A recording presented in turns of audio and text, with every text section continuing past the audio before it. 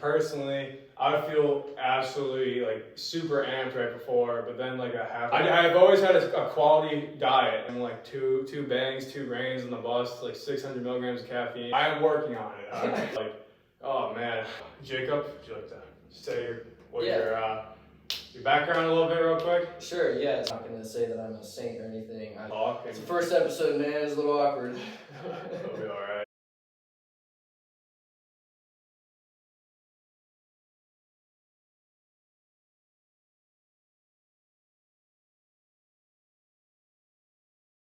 You need to take off the shoes, so I'm doing some barefoot training. Get those reps in. Got my toe spacers on. What's up, guys?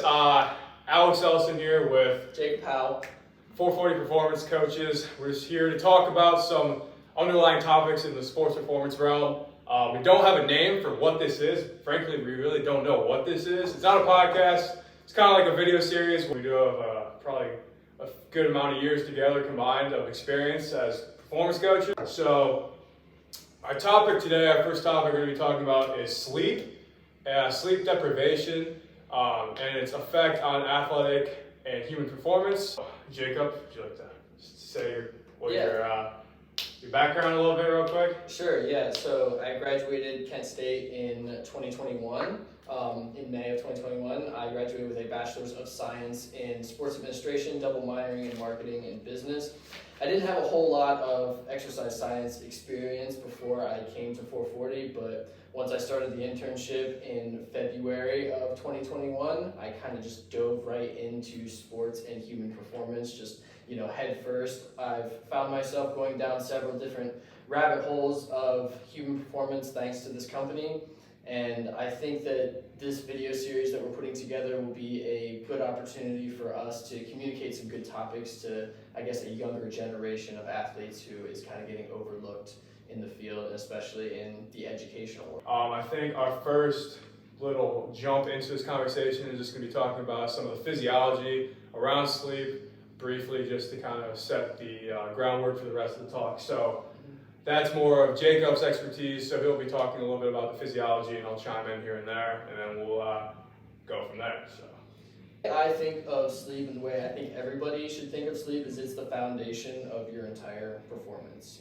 Not just athletically, but day in and day out. If your sleep is off, then everything that you try to do beyond that is going to be off just a little bit. So I think that if I can bring a better light to how to, I guess, set up your sleep and build yourself into a routine and how to manipulate it the best way, then I think that that is something that can help a lot of people. Because oftentimes you hear, people talking about all these different little issues that they're having, just like, they're gaining weight, or, their numbers are dropping in the weight room or something like that, and they think that it's some giant problem where it's something as simple as the quality of your sleep or your nutrition or something like that. So I think if we can build a foundation around how to increase the effectiveness of your sleep, then I think that we can help a lot of people out. And I guess to start with that, let's talk about the different stages of sleep. yes. So if you hit all of your stages of sleep, then you're probably going to get a pretty good night's rest. You're going to recover properly. You got 2 main types of sleep. You got REM sleep and you got non-REM sleep. REM is just rapid eye movement sleep. So your non-REM stages, you got stages 1 through 4. So 1 and 2 is considered like light sleep, and then 3 and 4 is considered like more of a deep sleep. So like whenever you're like in that light sleep phase, it's like at the beginning of like right after you fall asleep, like at night. So you need the least amount of arousal or stimuli to wake you up. Exactly. Okay. Yeah. So once you get down to that like stage 3 and 4, then you're really deep. You're hard to wake up. You're gonna hit those first 2 stages within the first hour. After that, it's probably gonna be within the next 20 to 30 minutes where you're gonna find yourself in stage 3 and stage 4. And then immediately following that, you're gonna hit your first cycle of REM. So you'll go through all 4 stages of non-REM, and then you'll get to a stage of REM. And that cycle is going to repeat itself 3 to 5 times, depending on the person, every single night, ideally. Now, the amount of sleep that you should be getting every single night is going to be different person to person, but I would say that approximately 90% of Americans are going to need somewhere between 7 to 9 hours of sleep. You know, there's that small percentage of people who can be pretty highly functional on less than 6 hours. What are your opinions on quality versus quantity of sleep? Because quality always over quantity. I mean, Yeah. if you're only hitting like one of your full cycles, then you're not going to feel recovered the next day.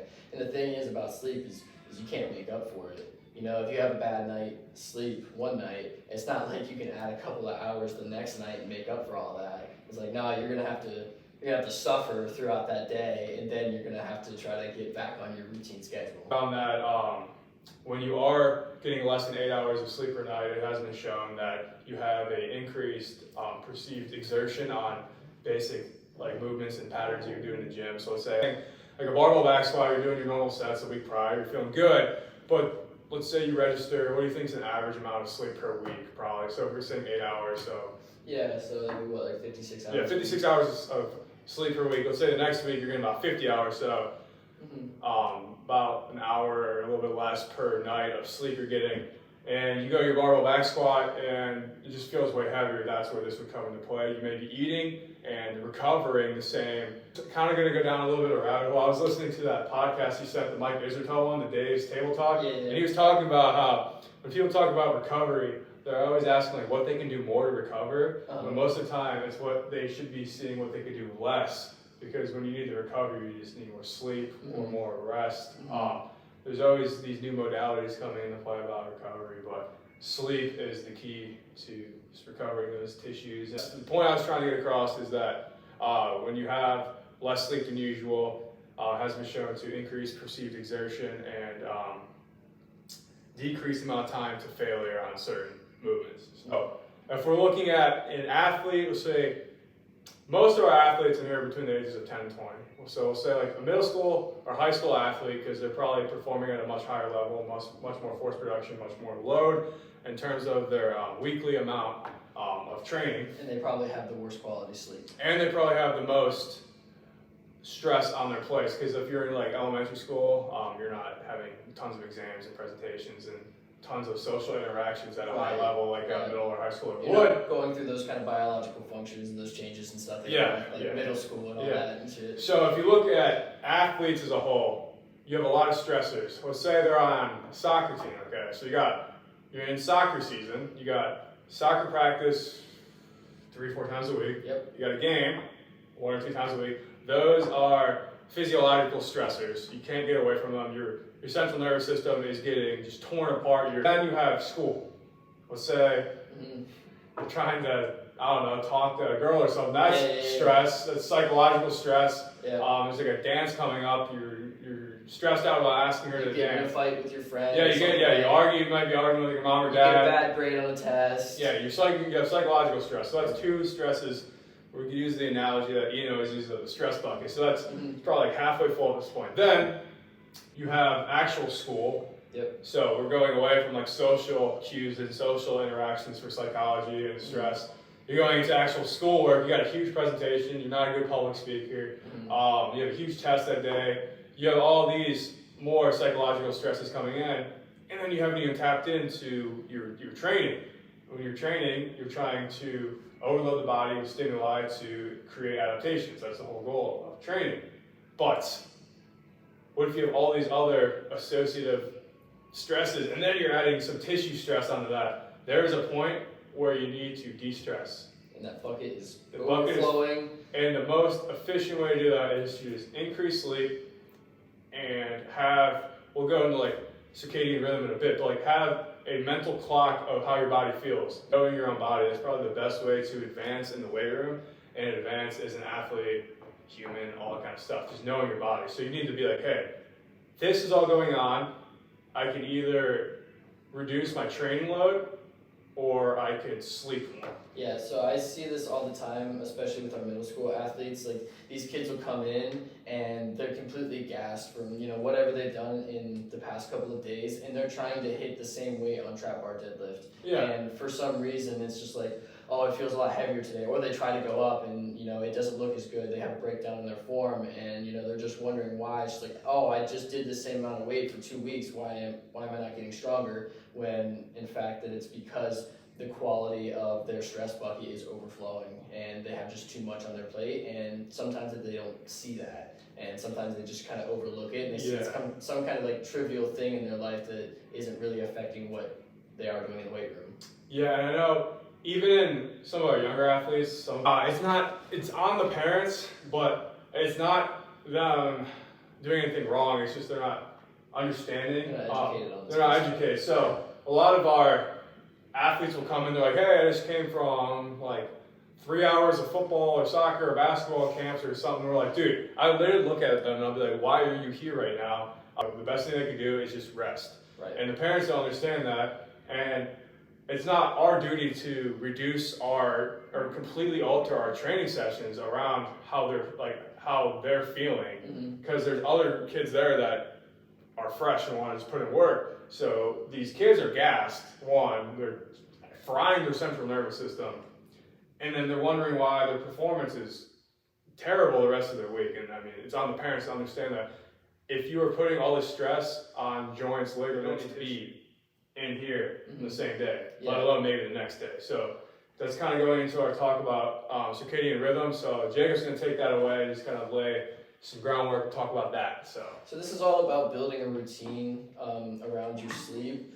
And so what the circadian rhythm is this automatic clock that 80% of the cells in your body have, and it's regulated on just over 24 hours. It resets. And the only way that you can manipulate that is if you are waking up and going to bed within about an hour of that time every single night. So the first thing that you want to do to get that clock set is get sunlight in your eyes. Now, going outside is best. It's a lot better than just staying inside with the lights on, but you know, we live in Ohio and sometimes it's like 20 freaking degrees outside and you don't want to go outside. So the best thing that you can do, wake up in the morning, start moving, get all your lights on. If it's a nice day out, get yourself outside. It is just a night and day difference between the effect of sunlight and just a light bulb in your house, even on a cloudy day. Even on a cloudy day, just going outside is the best thing to do. The next best thing to do is try to eat around the same time every single day. So if you can get those two things in line, your clock is going to set itself on a routine basis. So you're going to feel awake when you want to feel awake, and you're going to feel tired when you want to feel tired. Yeah, we talked about earlier before we came in here, it's just knowing your body is probably the most important thing you can do for just being a better human and being a better performer in any aspect of life. Because if you're used to eating at night, obviously keep eating at night, but if you just start eating at night, it's going to take a little bit of time to adjust and adapt to that. So yeah, if you're not properly recovered and you come in to 440, and I've talked to a lot of the athletes in the speed session about this before, you have to perform a certain amount of your potential to actually create an adaptation. So if you're giving 100% effort, but that 100% effort is getting you 80% to your actual potential, so like if your best 40 time is, let's say, 5 seconds, and you come in one day and you had a bad night's sleep the night before and you're giving the exact same amount of effort that you were giving on that 5 second run, but you're running like 5 1s and 5 2s and stuff like that, you're not going to create enough stimulus to actually get better. So that training session is pretty much a waste. So that's why I like to talk to my athletes before the session starts. Ideally, whenever it's 1 or 2 athletes, I can kind of move around the structure of the session to kind of help them get the most out of it, even if they're feeling off on a certain day. I'll even do it with like my personal training clients. I always ask my guys, like, hey, on a scale of 0 to 100, like, what are we feeling today? And if I get an answer of like 65 or 70, I'm just like, all right, boys, like, we're going to work on technique and mechanics and stuff today, and we're not going to try to hit a lot of volume because you're not going to get, the right adaptation that you could be getting. Yeah, I think, like, we're 22 and 23, we haven't been doing this for 20 years, but we do know enough to make adjustments on the fly like that. We usually come into sessions or personal training sessions with a plan, but it's important that our athletes are at a high enough level in their careers to where they could be subjective and let us know how they're feeling. Because like we said, we can make those adjustments on the fly, But it is so important to understand your own body, and I think that benefits both the coach and the athlete in that sense. Yeah. So going back into where we started, circadian rhythm, just understanding your body's own clock can help you in so many more aspects in terms of recovery, sleep, and overall performance. Yeah, and I want to get into a topic that I know that a lot of our athletes are probably participating in, that they probably need to, I guess, dial in a little bit better, and that is light viewing at night.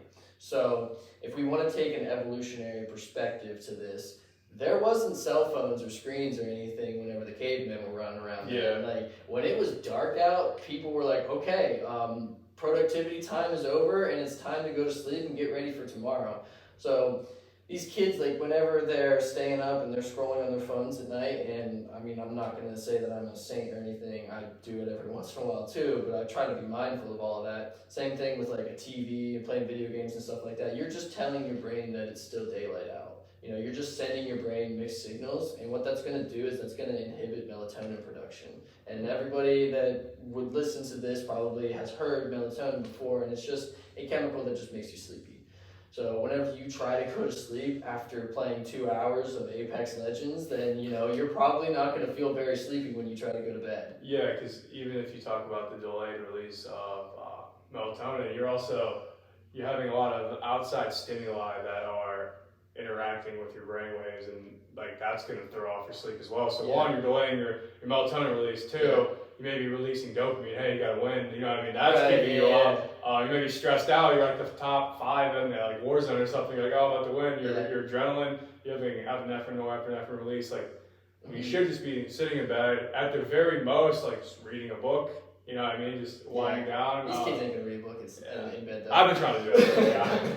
Ideally, we'll get to that point a little bit. And it's not just light that's gonna inhibit your sleep. It's a lot of different things. I mean, we can talk about temperature. Like whenever you fall into your deep sleep, so those non-REM stages like 3 and 4, your body temperature drops 2 to 3 degrees. And personally, if the room is too hot for me, man, like I will not fall asleep. I will have a terrible night's sleep. Yeah. Like try to get your room a little bit colder at night. Try to minimize noise and outside stimulus. Like that is going to help you get better quality sleep. So like if you're somebody who likes to sleep with the TV on, like maybe try to wean yourself off that by just like turning down the volume a couple of notches each night.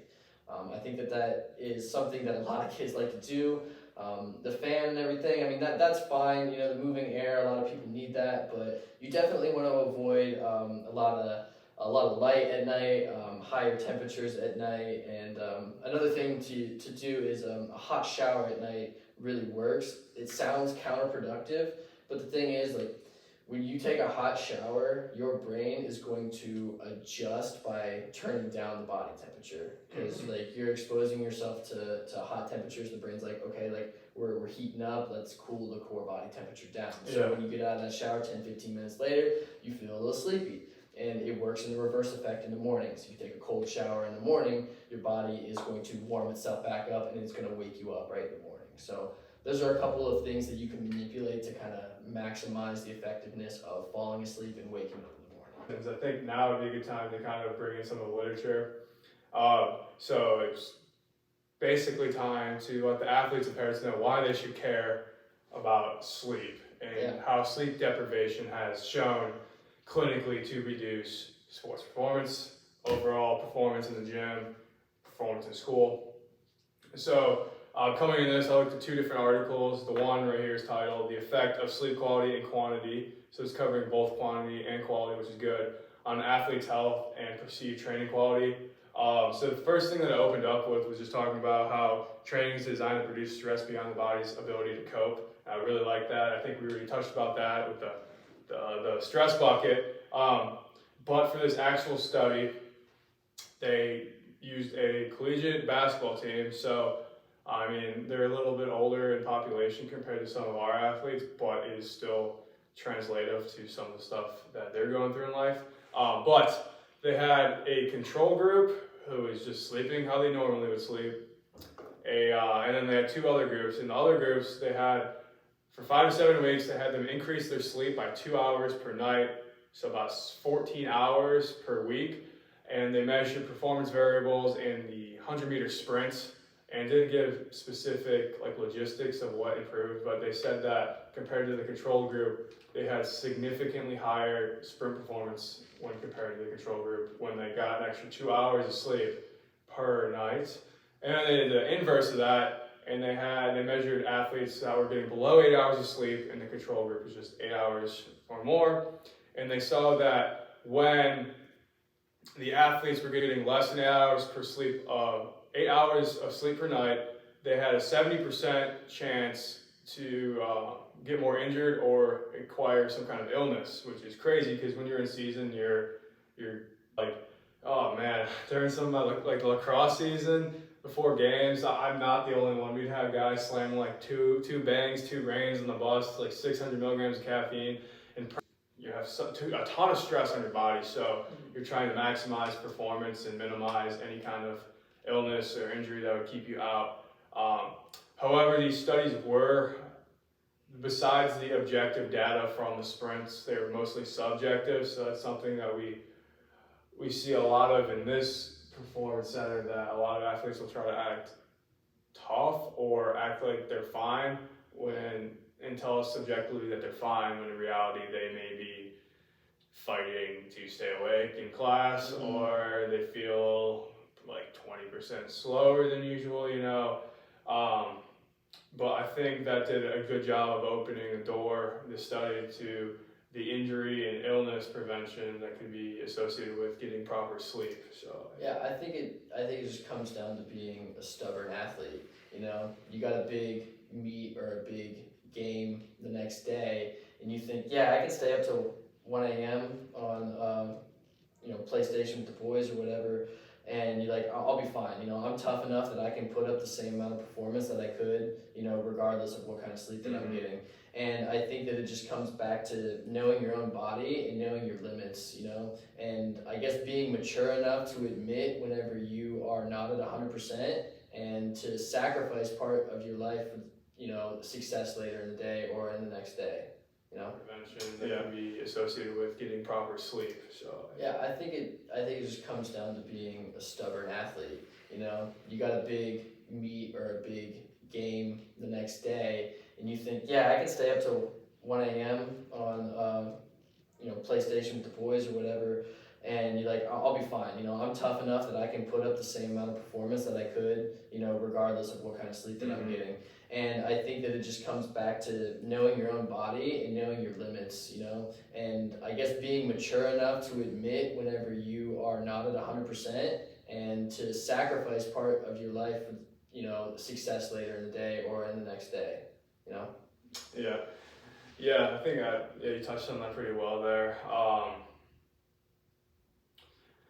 I think most of the time, I'm going back to that Mike Israel talk. He talked about how people this is going off of sleep a bit, but it's recovery in general. He said some of the best Chinese Olympic weightlifters in the world, they throw in recovery into their workouts by doing active recovery and stuff. So they never have to do any kind of recovery modalities besides basic stretching and cars and stuff, because it's built into their program. They have really good programs. And I feel like with these athletes, they are trying to compensate for, just kind of using a metaphor to kind of branch off of that, they are using recovery modalities such as foam rolling or rolling out or stretching to compensate for their lack of sleep. They'll be like, oh, I stayed up late this night, I'll just go in the hot tub or go in the sauna and roll out, and I should feel good to go, or I have an energy drink or some kind of coffee and I'll feel good to go. But in reality, the best thing they can do is eat what they're used to,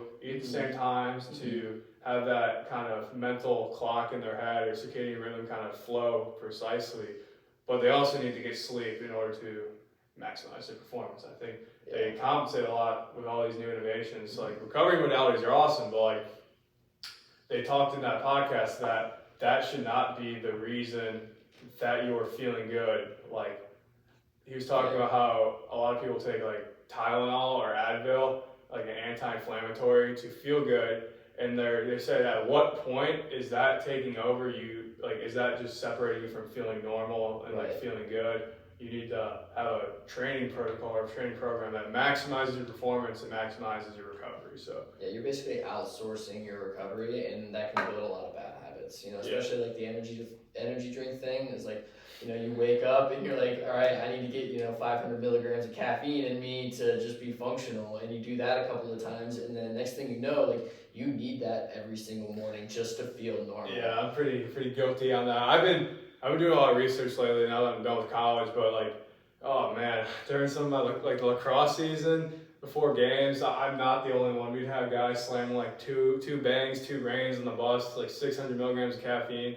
And personally, I would feel absolutely like super amped right before, but then like at halftime, I'd crash really hard. And I know Lexi has talked about how she's researched, was it in the Huberman podcast where they talked about like delaying caffeine consumption, I think, or some kind of podcast. Yep. They delay caffeine consumption 30 minutes after waking up. Right. Because I don't know exactly what hormones or... I don't remember the exact chemical receptor, but it was more active a half an hour after you woke up, so it could take in more caffeine and it could use it more efficiently. So if you delay that by just a little bit after waking, you're going to maximize its effectiveness naturally. It's not like you're adding any more caffeine, it's just like your body is using it more efficiently. And to be honest, I've been trying that out lately because I do consume a lot of caffeine, but I'm always doing something, so that's my excuse. But like, I had my onboarding for working at the clinic like 3-4 months ago, and my blood pressure is high.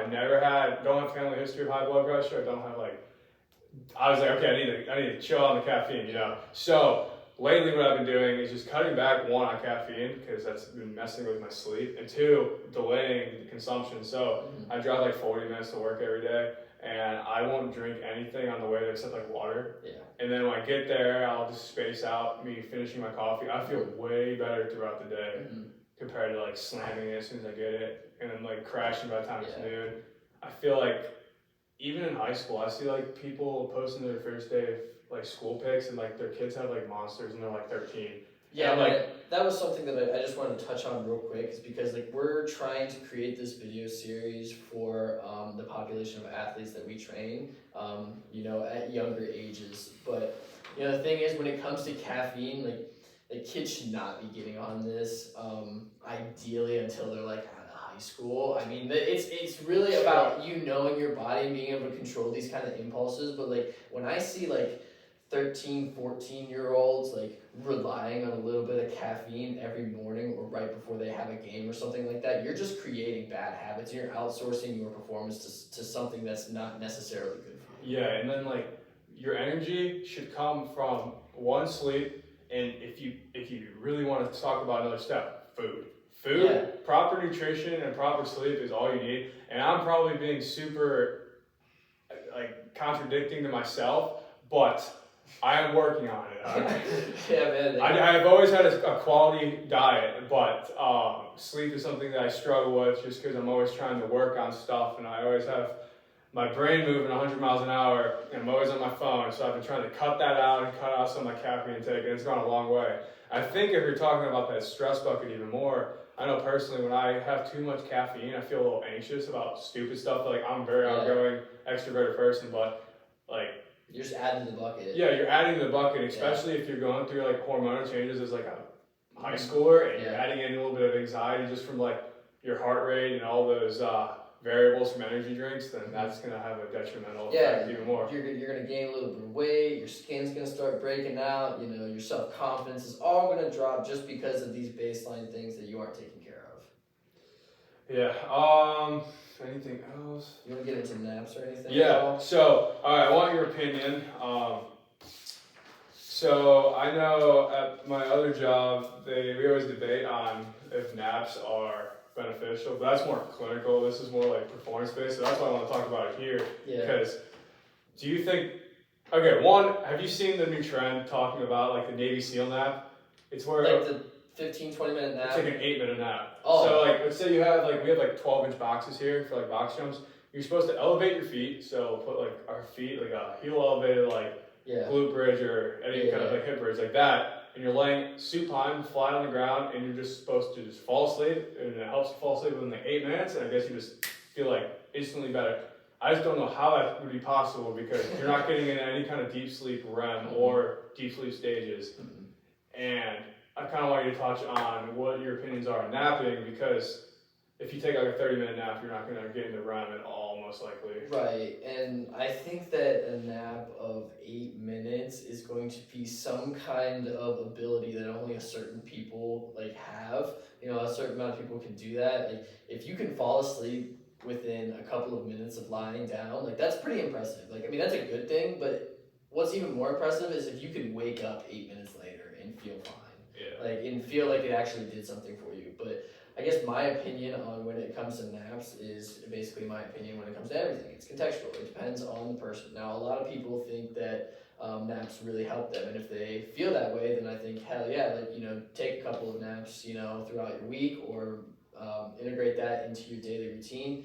But there's not a ton of research on napping, but the research that there is recommends 20 to 30 minutes for most people. Anything more than that can disrupt your sleep later in the day.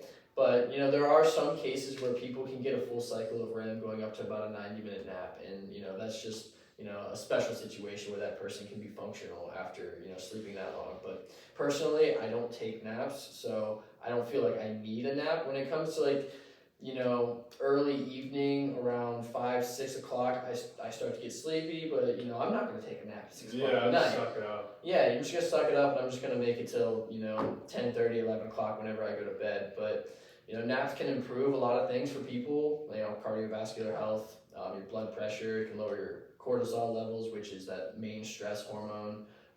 It can improve cognitive function. So if you're somebody that likes naps, then and you think that they help, I think that you should stick with it. But if you're gonna take a nap, then I recommend doing it like early afternoon, anywhere from noon to probably about 2 or 3 o'clock. You can just fit it into there. If you're feeling like you need a nap before 12 o'clock in the afternoon, then that's probably a sign that you're not getting quality sleep during the night. So you're gonna have to turn your attention to that to try to get more out of that, so you don't necessarily need a nap. Yeah, I just remember like I played like collegiate lacrosse when I would have like normal course, so you have a lot of free time to think about it. So when I would have practices and I'd be in season, I'd always take a nap. I'd feel worse when I woke up, probably because I'd be taking like hour nap, 2 hour naps, and then I had to go straight to practice where my heart rate slowed down, my body temperature, everything has gone down. I'm not used to moving, and I had to get up and go straight to practice. Like I'm talking like 10, 15 minutes before practice starts, and then I'd have like it take me like 30 minutes to wake up and get like fully functioning again for like drills. So I'd have a bad start to the practice. So I think that's just going back to like circadian rhythm, like your body's clock. Like my body's clock was not primed to start at high intensity. Yeah. That goes into some of the data we talked about how having sleep deprivation has negative effects on like reaction time, as well as like we talked about like perceived exertion and stuff. But like reaction time is big when you're talking about most sport, like any sport. Think about it, like tennis, it's huge reaction time, and decision making. So any kind of sport you're talking about, tennis, soccer, baseball, football, basketball. Anything. If you have to make decisions, so let's say I'm playing football, I catch it across the middle, like a slant route, and there's a linebacker waiting for me. You got to make a smart decision what you're going to do, and you got to react. And if you have sleep deprivation, that's going to affect your decision making. You may not cradle the ball as tight as you normally would. You fumble the ball. You may not prepare for a hit like you normally would. You may be lazy and get hurt. You may have some kind of back issue from getting hurt because you're not used to tensing up, and you know you're just not performing at a high level like you usually do. So I think it all comes full circle every time you talk about sleep. So yeah, I think so too. And you know, when you're taking a nap or something like that, the goal is to increase motivation. So you want to be able to take those dopamine levels and just like raise them just a little bit, you know, because whenever you run out, you feel unmotivated. So losing motivation is caused by just doing stuff and being productive, you know, and whenever that tank runs out, you need to reset it by literally doing nothing. And that can be a nap, and sometimes it's not necessarily falling asleep that's going to help you. Just sitting in a dark room, for 5 to 10 minutes can actually increase dopamine levels just a little bit. That way, you feel like you've recharged your battery just a little bit. Trying to do a little bit of meditation to 5-10 minutes at a time, just trying to focus on something that's really steady, like your breathing or something like that, can reset your motivation levels. That way that you can make it through the rest of your day feeling motivated, and you can still get stuff done rather than feeling like you're walking with a sled behind your back. Yeah. So, I mean, I think we went down a bunch of different rabbit holes in this discussion, but I really liked how it turned out. I think it was a good talk. It's the first episode, man. It's a little awkward. It'll be all right. I think that definitely something we can continue. We'll probably post like a poll or something to see what other opinions and who else we want to have on as some guests. topics. Yeah, some topics too. I think this went really well though, considering what we wanted to do starting like last week. We kind of had short notice for putting it together.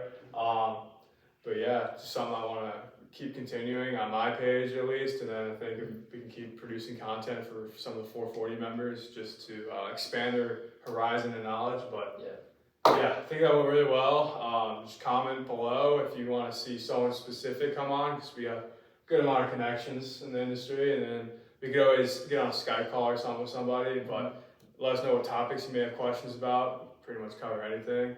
But